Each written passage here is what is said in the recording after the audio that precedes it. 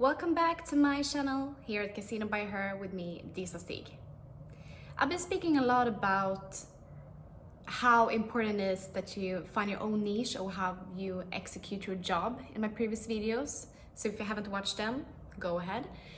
Today's guest, he's not only an SEO guru, but he's also changed his life completely. The first time I met him, he was all suited up and he went from corporate to climbing mountains and exploring the jungle while he's actually doing what he loved to do. He's a very successful affiliate and he's been able to break free in India. So if you're watching this and you're looking for operating in new markets such as India, I really think you should get in touch with Fredrik Brännlund, and if you're an affiliate yourself, I think you should take some great tips from him.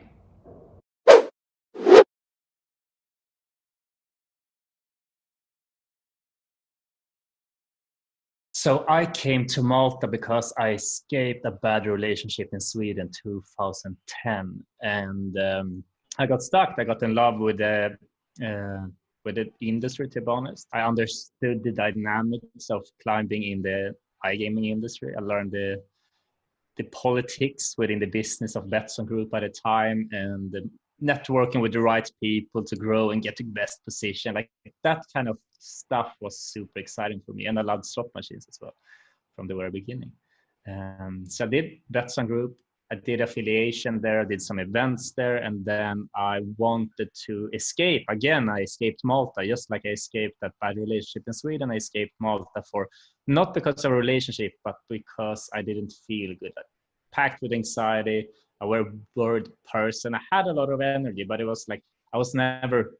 There was no contentment in there. There were no true happiness. It was just an anxious mind which was spinning and trying to find rest in alcohol or social stimuli or something, anything like that. Anything that could, where I could consume dopamine. Came to Sweden working for Elk Studios. I think that's where I kind of found I had a really good leadership there. I had someone who understood how to cope with me because I had a lot of energy, but in Betsson I was stuck in that framework of a big corporation. So starting at Elk, being the first employee there and having a leader which saw how to like utilize me as an asset in that company, and he just gave me a very long leash to create whatever I wanted to create it, and he trusted me to make something good out of it. And I think we did together. They created amazing games, and I managed to get them out in the industry in a efficient way in a time where it just popped up gaming providers everywhere. Like I see in a company rise from the beginning to where it is today. I saw the journey. I saw what the leaders, the founders, how they cope with it. So like I can do this myself. So I quit my job, and that's basically what I'm doing now since the past 3 years. I mean, I remember probably like one of the first times I met you. I think I worked at Dunder by then. And my impression of you then was, a very corporate, very intelligent guy. And I mean, I wouldn't say it's such a switch to where you are now, but I love to see that you're having kind of zooming out from the corporate world and just following your own dreams and challenging a lot of different aspects of this industry. What would you say is your passion within iGaming or in general? How fluffy can I be? How abstract can I state this? I want to raise the collective awakening of the world. That's what I want to be. That's what I want to contribute to. And I want to be that from a place and a state where there's a lot of fuel. And I see that the iGaming industry have access to so much financial power to create a lot of change. So I also see we are an industry with people working in this industry, like myself, having a really destructive mindset towards ourselves, towards work, how we are pushing ourselves in a really unconscious way. Like not saying the amount of hours necessarily. I think like I'm working a lot of hours today, but I enjoy every one of them, and like I'm having the best time of my life right now. So it's not about the input, but it's the state where we're doing this input from. I had a meeting now with a really successful person. He is one of the bigger people in China. He's owning the biggest gaming providers in China. It's huge. And he wanted to explore if we could do stuff together. And then I said, like, maybe we can, but my biggest premise, like, we have an organization now with 15, 20 people, depending how you calculate it. And everyone is happy, everyone is feeling good. If they're feeling bad, we're helping them to trend in a direction where they are taking care of themselves, because we know it's going to come out in the work output. And he just, like, he got angry. He got super triggered with me saying like this, I haven't spent 11 hours of my years building this, doing this because of that. And I didn't ask him to sacrifice anything. I said, like, do whatever you want, but I want people to thrive. I want to see people grow. I think that's the most efficient way. So that was just an interesting mindset. And I think I have held his point of view of how to create a successful business. Like, you see these big leaders, and of course it's going to be depressed. Of course you're going to be an addict in some sense. Of course you will have to have all these things to become successful, because that was the truth I saw with the biggest leader when I grew up the career. And now I'm starting to see a new pattern. I'm starting to see that the biggest leaders of the world and in the biggest, like, corporations right now, they are actually the people who manage to take care of themselves, take a responsibility for themselves, and also making sure that they make sure that other people around them take responsibility for themselves as well. Very wise words. And I mean, a lot of people consistently ask me about you and what you're doing. And I think it's quite funny because you've been really successful and you entered a market, India, which has been on the roadmap for a lot of affiliates and operators.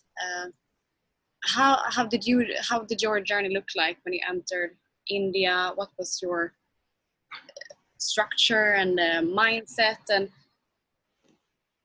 do you want to share your pros and cons with entering a market which is yet pretty unknown? Or... So our core comes, of course, from SEO. So we knew we're going to build this organically. And that we knew how it worked. We didn't necessarily know exactly how India worked. We had a few partners, which we got a glimpse. So I had a good head start there already. But what we knew was that the Indian person doesn't know anything about it. There's no products like the European model, the way how we are working with it. And when I'm saying the product, I'm not speaking about games. I'm speaking about the framework of how you come into a website and how you are depositing money and how you're playing and then withdrawing money. Like, that concept doesn't exist there. The way how you're betting with real money there is that you're buying in, you're earning points, you are playing fantasy sports. Like, you don't have that. I'm betting 10 euros and I'm winning 40, and I can, like, that model doesn't exist there. So that we understood with basic research, and we also understood, like, the power lies within the content. We saw how Google was switching, like, more spam sites, like a multi-site strategy of just spamming out sites you had to be super successful to manage to pull that off.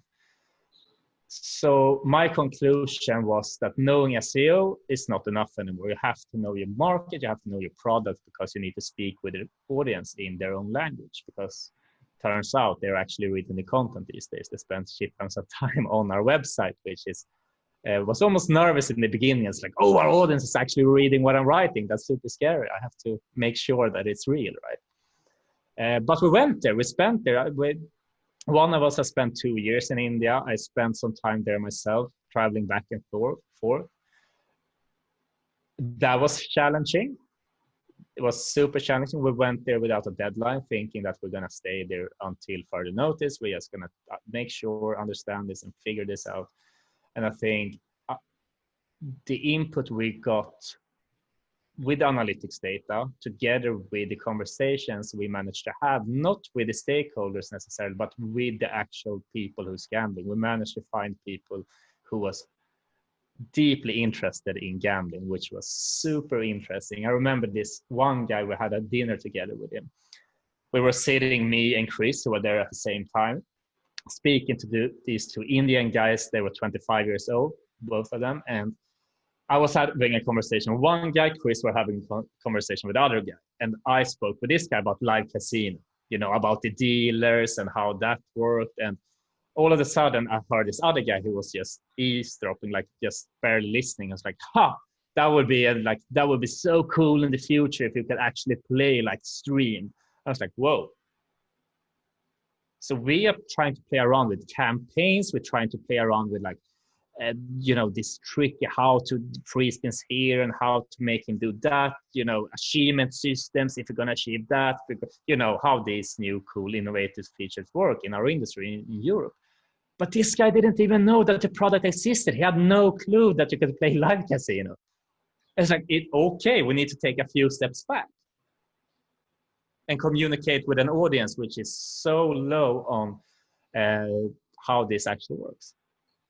You have to understand your market and do your research. And did you have anyone on ground or in India when you came there, who you could, brainstorm with, or did you do all the research yourself, or what would you suggest to affiliates and operators that want to be successful in new markets? Do you need someone? Most of the knowledge that we gained from being on site was more proven how untouched this is. This was not about trying. I mean, we didn't get information that we could use to create a better business. We got information that this doesn't exist. We have been one of the top ranking affiliates now for a year. What we are writing, that's what people are searching for. So we knew from early stage, all right, we are writing this market, we are creating this market. Whatever we are going to push, that's what people is going to start looking for. That's what they will perceive as the online gambling experience. So going back, if I would have started, looking at the search data, that's access in Ahrefs and SEMrush, whatever, that will have given us enough knowledge to know how we would structure the website to rank it on Google. And then the next question would be, all right, but how to convert those into clicks to casinos, which would be just analyzing your traffic as you do anywhere. That doesn't go different from India.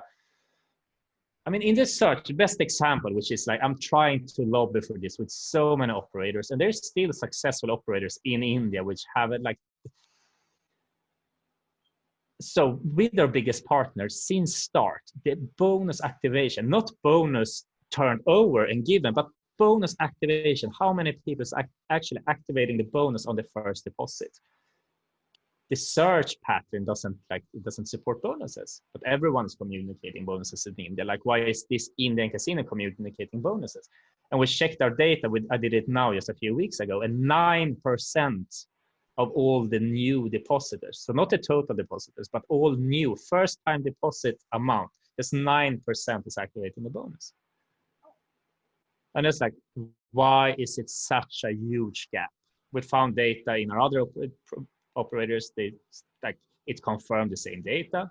We looked at the search, what people were looking for, and in the same way, I think 12% of all online related searches had bonus within them in Spain.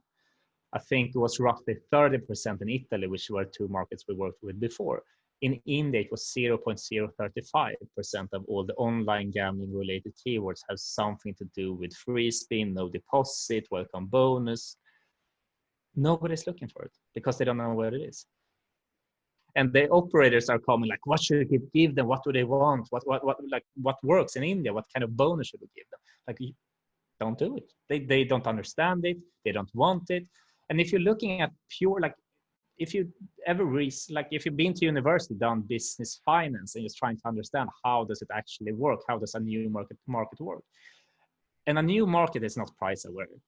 All they want to have is information about how something works, like the new age kind of yoga, spiritual thing. Like, people are paying shit tons of incense sticks. Like, it doesn't cost anything to produce. Like, it's cheap as fuck. But you can put a premium on spirulina, which is taken from the ocean, because it's just a premium. It's a new cool thing. It's a new shiny toy, right?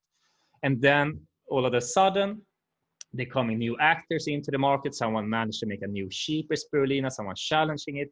And all of a sudden, you have the car industry or the flight industry where the margins is close to nothing because it's so competitive, because it's been existing for so long.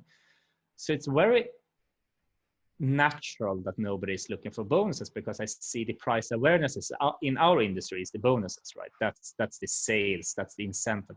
So it's the exact same thing. You benchmark in one casino with another one with the highest bonus, because that's where you will have you will get the most out of your money. So people don't know about this, so it's just following a very natural pattern, but still, casinos still trying to figure out, all right, we need to do it in another way. We need to give them something else. We need to go like, screw that, they don't want it. All they want to be able is making a deposit and withdrawing their money. That's all they want. Spend all that money and research into making sure that your payments work, and you will have the best product in India, because that's the biggest problem right now.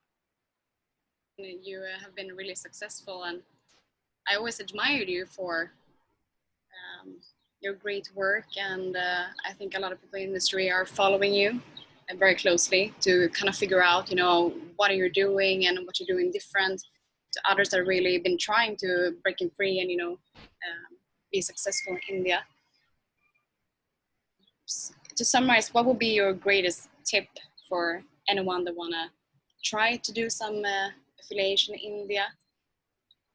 This has probably been said by everyone who has ever created a site and tried to rank it in all history, but the space is getting more and more competitive. We have ourselves closed down, like we opened up a few smaller sites trying to rank for less competitive things, just to make it more narrow, more slim, and that's not how the SERP looks like today. Like, there's less space for the affiliate. There's more, when I'm saying this is in the top 10 results. So we're looking at how many affiliates were allowed on X keyword 2 years ago versus how many affiliates is allowed now on the top 10 on a certain keyword. And Google is getting better with getting rid of the affiliates, because we are not actually providing that much of a value. They're looking at behavioral metrics, like how long does someone stay at our website? Well, nothing in comparison to an operator, obviously, because the operator is saying they're paying forever. So this leads us to what can rank for? Well, it would be this affiliate keyword, which is the best and most trusted online casino, because that the casino could never rank on that because they are the casino, but we could because we can benchmark them. So starting an affiliate site 2020 after the core update now in May, I'd say you can't hide behind the curtains. Go out, show your face, show your name. That's what Google loves. They want to know that you're real. Don't manipulate it that way, but just be super transparent and find this affiliated keyword. See what make us. If you are doing this because you're excited about SEO and excited about the market, then find something which has no competition, just to kind of try it out and see. I mean, if you're gonna do, you need to have some quick feedback to actually have energy to keep on grinding it. Obviously, to start very small. One advantage in India, which is unique though, and that's the off-page landscape in the way how you can work with campaigns to gain links, which is unique compared to other markets, and that is that there's no GDPR. What do you think of US? Are you gonna do something in US or trying some new markets? Our business is still growing as insane. Like we have said, we're not going to lift our eyes from what we're doing until our revenues start stagnating. We're not really, like, we have our ears open, of course, taking meetings here and there, but always coming back to like, India is too good right now. It's too exciting. I love the market. I mean, from an iGaming perspective, I love the Indian market. I've read Shantaram a few times because it's an amazing book, and you hear about this guy who's escaping prison and getting a life in India, and it's so exciting to understand this kind of thing. So I love India from that aspect, and you might say that it's foolish to stay having everything in the same basket, but we're doing it anyway because it's too good right now. It's too good, and we're having a great flow. All of us working in the company right now. I can't speak for them, but I can speak for myself, and I can speak for us, the founders, because we're in contact on an everyday basis, and we're loving it. What more can you ask? I wouldn't change anything in my life right now. I'm just flowing in wherever I am, and I'm still living off. I've been living off 1,000 euros now for the past 2 years, and it's a nice life. feel so happy, and I really admire what you're doing, because I think a lot of people are afraid of doing what you're doing. Yeah. And I know that's probably one of the reasons why you stay where you are now, because you kind of cracked the code a little bit. So, and I think that's worth to mention as well. I don't think it have been mentioned, but so our organization is remote. Everyone is working from wherever they want to work in the world. So they're supported with a salary and money to work from, like office expenses. And everyone is super free and they love it. I love it. I'm sitting in Copenhagen. I've been here now, 1 year, 1.5 years, on and off a little bit to India. Now I've been here during the entire Corona, and it's beautiful. Like, it's 100% extreme grinding in, like, doing what we have to do, following Trello, doing the cars, like everything that we think, building the strategies. Then I folding the computer together, and then I have this little bubble of a tantric community with people trying to just, enable their own inner liberation of not being affected about the world around them, but just living from the inside and finding beauty in that. And that's abstract, but it works. Like, I've never been happier in my entire life, and we managed to build this cooperation and managed to actually have a very sustainable business, which is profitable. And nobody told me that this was possible, but this is what we wanted, and we made it happen. So you started a Twitch channel as well with one of your friends.